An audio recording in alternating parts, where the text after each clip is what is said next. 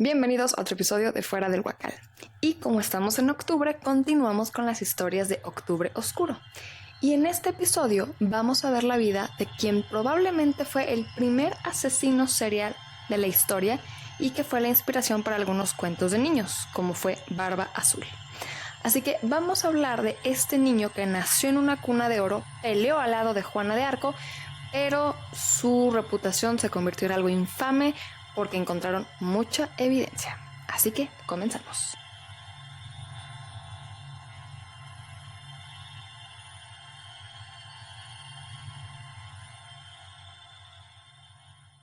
Estamos en septiembre de 1405. Francia está sumida en el caos, llevan la guerra de los 100 años, que en realidad duró 116 años, y traen a Inglaterra y a Francia como piñatas dándoles por todas partes y nada más no se asienta. Y en medio de todo este caos nace un niño, Gilles de Montmorency Laval, que después lo conoceremos nosotros como Gilles de Rais. Y nace este pequeñuelo en un castillo como debe de ser cuna de oro, en el castillo de Champtocé-sur-Loire. Pero el caso es que este niño nació en un castillo. Su papá era un varón, su mamá también era de una familia aristócrata y todo parecía salido de un cuento de hadas.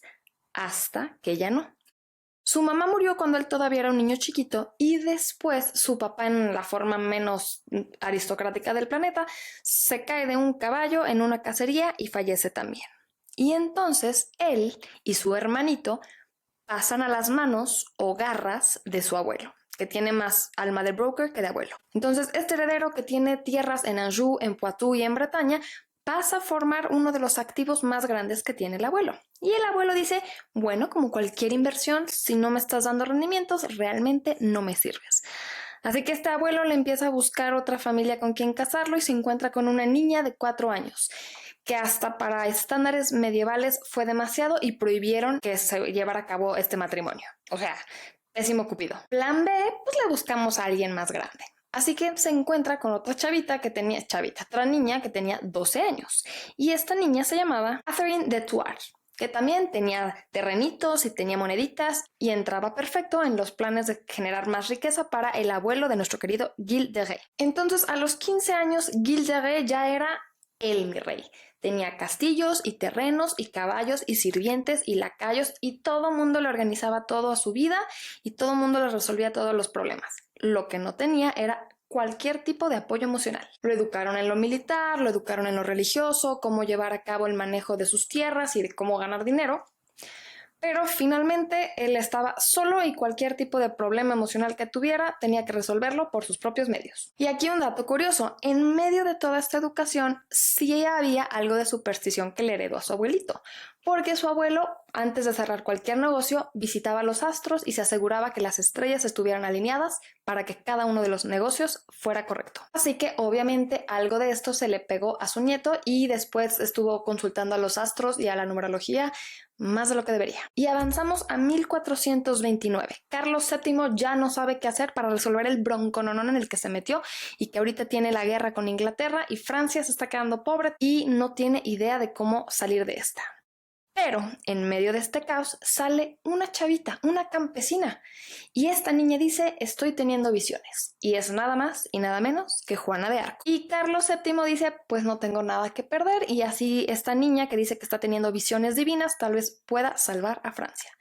Pero como ella no tiene nada de educación militar, le voy a asignar a una persona que esté al pendiente y que pueda ayudarla en esta gran campaña militar.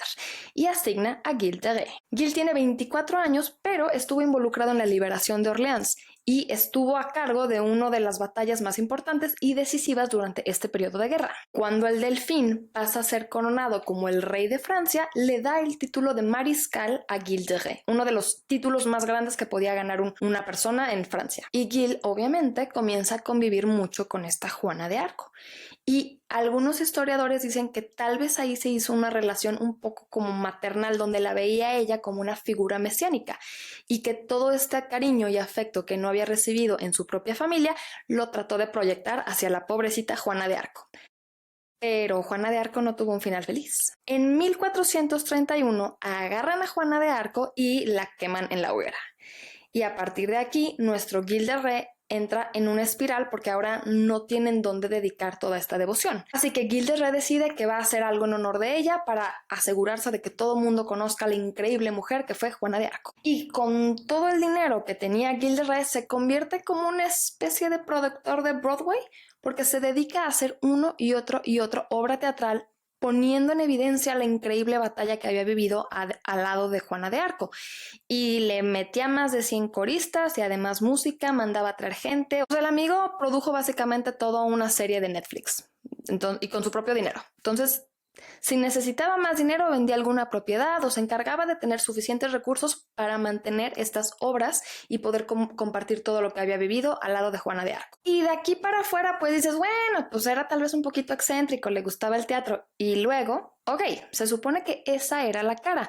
Pero también le había agarrado un poquito de cariño a la parte mística. Entonces había comenzado a estudiar numerología, había pagado para que tradujeran algunos textos en latín, hablando de la piedra filosofal y de cómo convertir ciertos materiales en oro. Y dentro de todo se metió un poquito a las artes oscuras. Mandó a traer con todos los viáticos pagados a diferentes magos y filósofos naturales que le aseguraban que podían crear magia y que podían hacer mil y una otras cosas que pues hasta la fecha no se ha demostrado que se pueden hacer. Y Gilles, fascinado y teniendo el dinero, como que no se puso a pensar que tal vez lo estaban estafando. Y estos posibles farsantes, sabiendo que tenían todos los viáticos pagados, dijeron, ¿me puedes traer 2 más y con aguacate? Y así comenzó su camino de ser el mariscal más reconocido de Francia a convertirse poco a poco en un mago oscuro. Y entre 1432 y 1439, nuestro querido Gilles empieza a recluirse y se deshace de propiedades y empieza a hacer un suicidio financiero con tal de tener suficiente dinero para pagar todos sus estudios y sus diferentes actos misteriosos que solamente él sabía en ese momento. Pero cada uno de ellos lo estaba llevando poco a poco a un lugar más siniestro. O sea, para que se den una idea, nada más en 2 años este amigo vendió más de 20 propiedades y castillos. ¿Para qué? Para financiar estatuas y diferentes obras de arte. Y no vendió ni siquiera las propiedades que menos producían, sino que se encargó de que lo más valioso se fuera al caño. Así que financieramente hablando no estaba tomando decisiones muy interesantes ni inteligentes. Y dentro de esta época, uno de los personajes más famosos es Francesco Prelati, que era un oscuro clérigo florentino que le aseguraba que podía convertir ciertos metales en oro y al más puro estilo piramidal le decía, claro que sí, pero ahora necesito este libro raro, este manuscrito que nadie puede conseguir, también otro castillito pues para poderme concentrar realmente, y poco a poco le fue sacando dinerito a Gilles. Y aquí es donde comienza la parte oscura, porque aquí los registros cuentan que para transmutar ciertos metales era necesario un sacrificio en sangre. Y a nuestro amigo Gilles se le hizo bien fácil traer un niño campesino que de acuerdo a las descripciones tenía que ser un niño puro y hermoso, y este niño fue víctima de tortura, abuso sexual, decapitación y mutilación. Y todas estas cosas con el fin de que pudiera él cumplir un ritual demoníaco porque estaba enamorado del esoterismo. Incluso hay registros en donde se pone que él estaba invocando a diferentes entidades demoníacas, como Satanás, Belial, diferentes nombres de demonios. Y Aguil probablemente encontraba satisfacción en ello, pero los reportes indican que en donde él se emocionaba más era en el momento exacto en donde sus víctimas fallecían, y ese pequeño momento donde podía ver la vida escapar de sus víctimas. Y aquí otro dato curioso es, dentro de sus castillos tenía partes que estaban insonorizadas y hechas específicamente para que no hubiera demasiadas personas curiosas, y mandaba traer las mejores alfombras persas, no porque le gustara la decoración, pero porque eran las que más sangre podían absorber. Y en 1439 ya no era sostenible, ya había demasiados niños desaparecidos por toda Francia en diferentes ubicaciones, que hasta los mismos campesinos que normalmente nadie les hace caso empezaron a hablar. Y aquí Gilles no cayó por las acusaciones que habían tenido los campesinos, cayó porque el amigo se peleó con alguien de la iglesia por unos terrenitos y como no estaba de acuerdo el clérigo, lo mandó a secuestrar y lo tenía ahí de prisionero. Y aquí el obispo de Nantes, Jean de Malestroit, dice, ¿dónde está mi clérigo? Empieza una investigación en su contra y se da cuenta de que tenía bastante cola que pisarle y tenía suficiente evidencia para que lo castigaran por 1000 vidas. De forma paralela a la investigación eclesiástica comienza una investigación secular. y dan exactamente con los mismos resultados. Así que agarran a Gilles de Rais, agarran también a sus principales sirvientes y obviamente al alquimista florentino. Y empiezan los juicios y esto se convirtió en un drama. Todo el mundo quería saber cómo es posible que el mariscal, el que estuvo al lado de Juana de Arco, hubiera podido caer en esto. Y le dicen a Gilles, o confiesas o te torturamos. Y como que la tortura medieval no era el fuerte de las personas, entonces decidió confesar, dando más detalles de los necesarios que incluso las personas que estaban llevando los registros tuvieron que suavizar el lenguaje. En las confesiones, Gilles admitió haber matado entre 100 y 200 niños y que le gustaba a él hacerlo con sus propias manos, pero también le decía a sus sirvientes que lo hicieran mientras él observaba.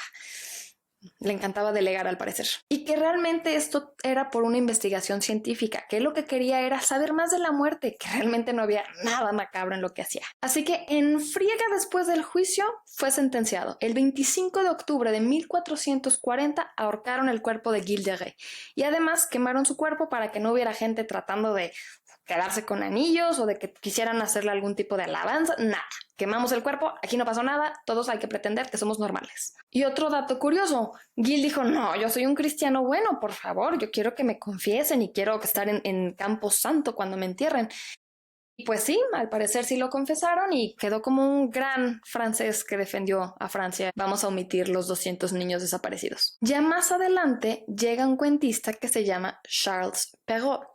Y se supone que la historia de Barba Azul, un hombre que tenía muchas esposas que iban desapareciendo misteriosamente, fue inspirado realmente en Gilles de Rais. Y aquí se habla de que realmente este cuento tenía como moraleja demostrar que aunque fueras un noble y aunque pareciera que eres una persona buena, en la intimidad podría ser todo lo contrario, que no esté equivocado. Y su figura después se convirtió en una especie de cuento folclórico porque aparecen diferentes narraciones como el diablo de Machecoul, el colgado rojo y el señor de los niños desaparecidos. Ya en el siglo XX como que se estaba tratando de redimir un poco su imagen porque este héroe nacional de Francia tenía un lado sumamente oscuro, así que se hicieron ensayos para demostrar la dualidad que podía tener una persona entre lo fantástico y lo divino y lo oscuro y lo sádico. Por ejemplo, también hay muchos paralelismos entre lo que hacía Gilles de Rais y crímenes más modernos. Por ejemplo, John Wayne Gacy, que era este hombre que se disfrazaba de payaso, pero mataba y ocultaba cuerpos de niños varones en su casa. Otro paralelismo es el de Andrei Chikatilo. Este hombre ruso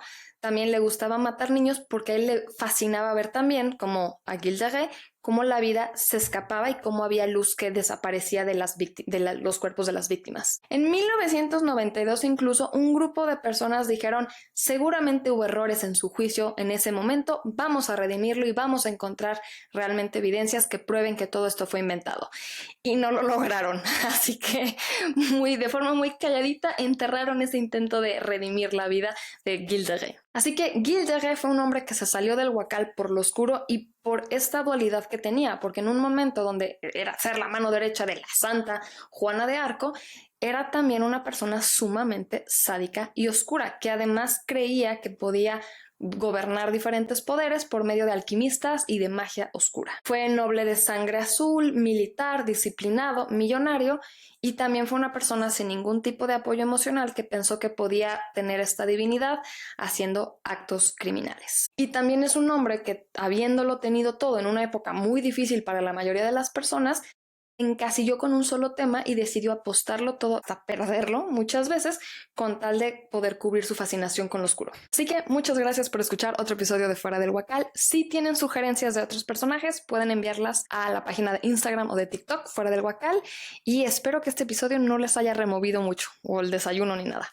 Gracias y nos escuchamos en otro episodio.